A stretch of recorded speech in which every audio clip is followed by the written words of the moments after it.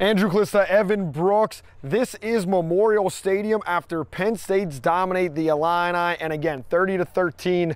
Evan, might not seem like it's dominating, but defensively, Penn State really took over this football game. I mean, 5 turnovers. Everybody getting their hands on the ball. Daquan Hardy, Cam Miller got his first career interception. The defense flying around the DBs. We know Penn State known for their DBs making plays, and they did that today, completely suffocating the Illini. We asked Johnny Dixon, Cam Miller, Abdul Carter about it being contagious with them getting turnovers. They say once somebody gets them and they're flying around the ball, and I left out Dom DeLuca forcing that fumble that Kobe King recovered. Penn State was just flying around. They were like magnets to the football. Daquan Hardy pulls in an interception as well.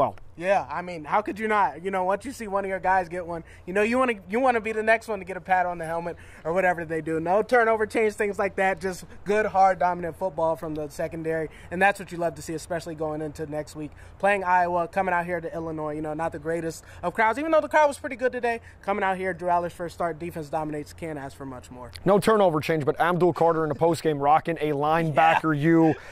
It was like a Flavor Flav like clock, but yeah, right? yeah, it was something. But hey, one thing that they got to work on, and James Franklin alluded to, with a lot of stuff to build on. Wide receivers, they got to get separation. They got to push the ball down the field.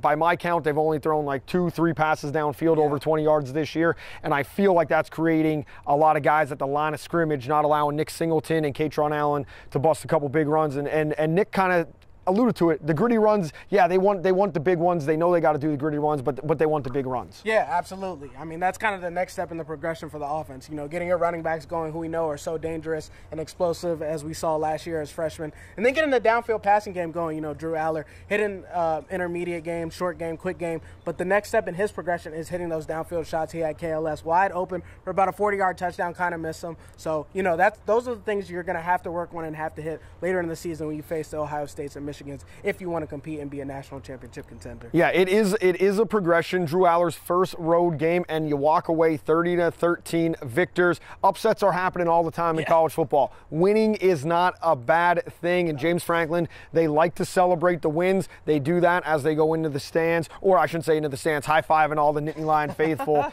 that came out, and Caden Wallace grabbing the megaphone, singing the alma mater. That was pretty cool to see. But overall, it's a good day for Penn State. Good day for Penn State for sure. Now it's on to Iowa and the White Oak game. You know, everybody's going to be jacked up for that, so we'll look for those things. See if they can build off of this win and keep it going in the Big Ten. For Evan Brooks, I'm Andrew Calista. Thanks for watching Fox 43. And by the way, if you haven't visited Memorial Stadium, it's pretty cool and very historic, so you got to do it.